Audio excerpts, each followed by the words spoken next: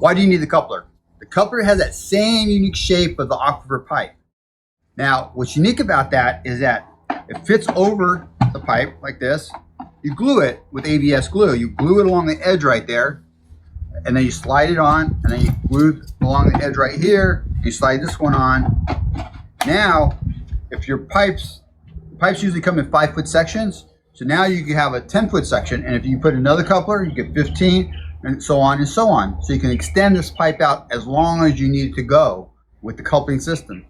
Now, what's unique about the coupler, it has that same shape, so the water is going to still flow down that channel, meaning that if we have water coming in through this side, and for some reason this is not getting enough water, water is going to self-balance itself out, just like a cookie sheet.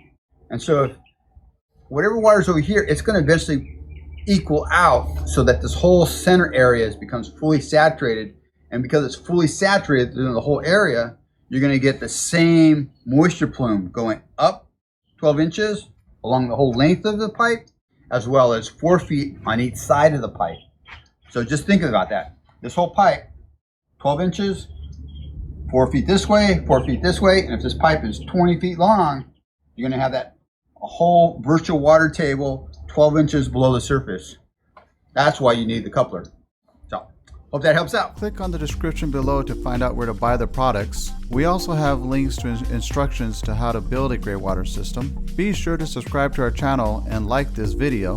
We would also love to hear your questions, and also share how you prevent climate change. Put those in the comment section as well.